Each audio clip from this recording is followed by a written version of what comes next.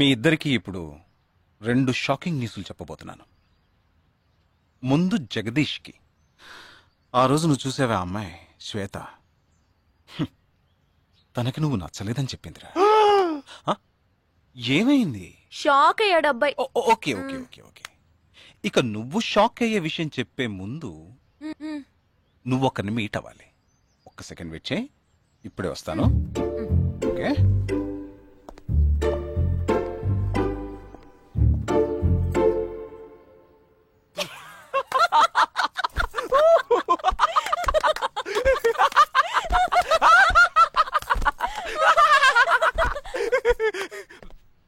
నువ్వెందుకు నవ్వు? ఏం లేదు, ఆ మ్యాటర్ దగ్గర నుంచి నేను ఎస్కేప్ అయ్యాను కదా, అందుకు నవ్వాను. అవును, నువ్వెందుకు నవ్వావు? ఓ మ్యాటర్ కూడా నువ్వు నచ్చలేదు అందు చూడు, అందుకు.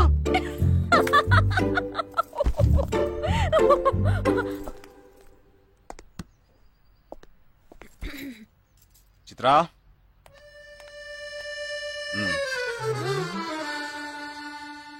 ఇదే వెబ్సైట్ తెలియట్లేదే.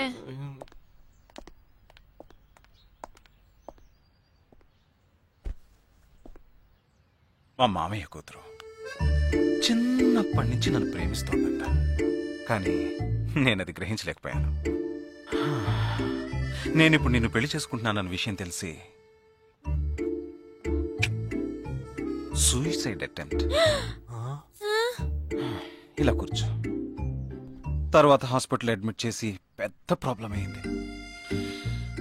నేను ఒక డెసిషన్కి వచ్చేసాను. I'm so sorry. నేను తన్నే పెళ్లి చేసుకోవాలని నిర్ణయించుకున్నాను. ఇది విన్నాక నువ్వెంత షాక్ అయి ఉంటావో నాకు తెలుసు, కానీ నీ మనసులో ఆశలు కలిగించడం అది నా తప్పే.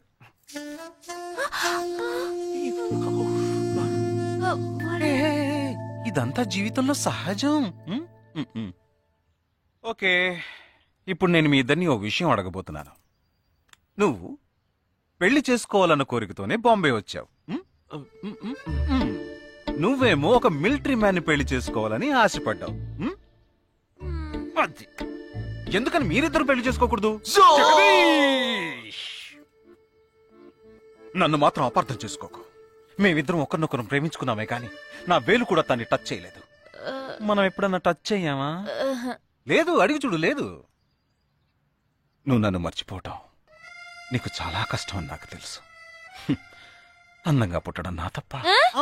ఏం లేదేం లేదేం లేదు. వీడొకడు అయిన దానికి కాందానికి. సరే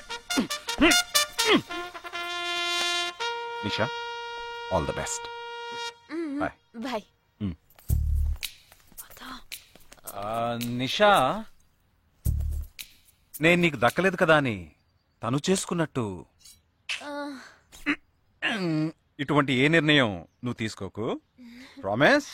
ప్రామిస్. Okay, bye.